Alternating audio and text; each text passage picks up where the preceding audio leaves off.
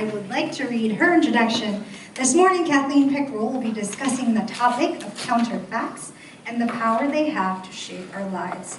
The title of her speech is The Man Who Was Shot in the Arm. Lucky or unlucky, please welcome Kathleen Pickrel.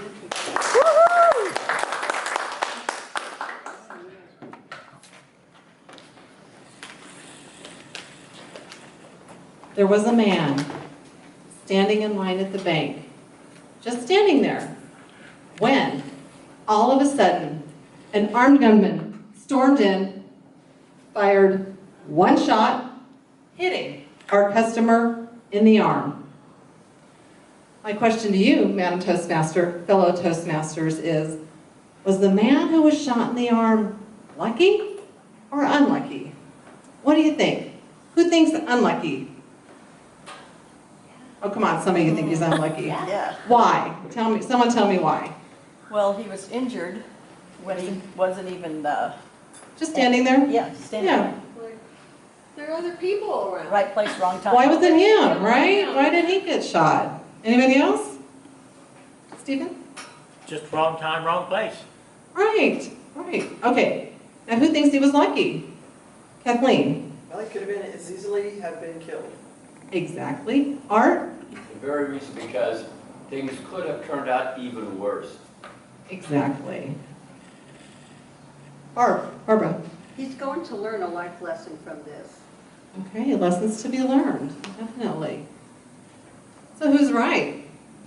We're both right. Oh, The answer is you are all right. You got this. Because whatever answer you gave is simply a story that you made up in your mind about what actually happened. The story that you chose and the story that you chose were simply stories that you told yourself to make meaning and make sense out of the event that happened. The more we can wrap our head around the idea that we spend a great portion of our day telling ourselves stories about events that happen, and more importantly, that we actually choose those stories that we tell ourselves, the more control we can begin to take over our lives. Simple example. Say I'm walking down the hall and I see Sue over there and I say, "Good morning, Sue." And Sue does not answer me. Not only does she not answer me, she has a frown on her face. What are the facts? What do we know? We know that Sue was walking down the hall. We know that Sue did not answer me, and we know that she had a frown on her face. We know nothing else. Those are the facts. The counterfacts are the stories we begin to tell ourselves. So what might we start telling ourselves what might I tell myself if I'm walking down the hall and Sue does not answer my greeting? She's mad at me. She's mad at me. Anybody else? Stephen? She already got something else on her mind. Right. She may have something else on her mind. She has a hearing problem. She has a hearing problem. Or maybe many of you are like me, you'd be like, oh, that's Sue. I knew she secretly never liked me, right? So, in the stories that we tell ourselves about something we have no facts about, shape our experience of that interaction.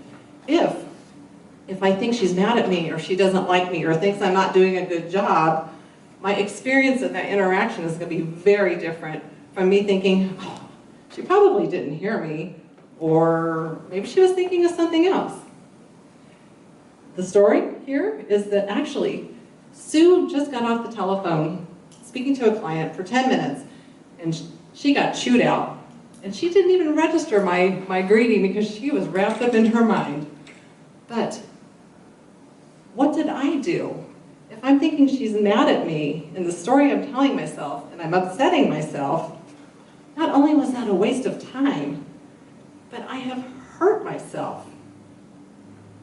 Right? Let's take another example. Two men get to the airport, same flight. They hear over the overhead, there's a 3-hour delay. Man number 1 starts to get upset. I hate this airline. They're always late. I hate flying. I'm going to go up there and yell at that poor attendant who has nothing to do with this. And after he gets done yelling at her, he sits down in his chair and he just thinks about how upset he is for the next 3 hours, feeling like a victim.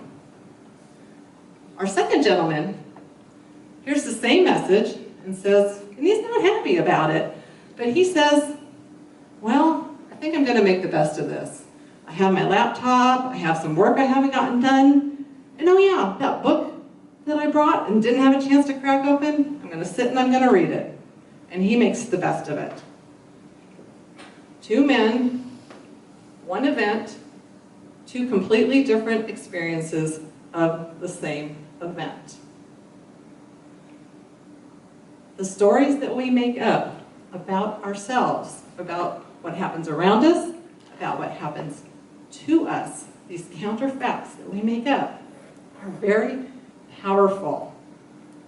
Especially the stories that we make up about ourselves. I'm good enough. I'm not good enough. I'm capable. I'm not capable. I'm worthy. I'm not worthy. These all shape our experience of reality. So my question to you all is, what stories are you telling yourselves? Are you lucky or are you unlucky? You choose. Madam Toastmaster.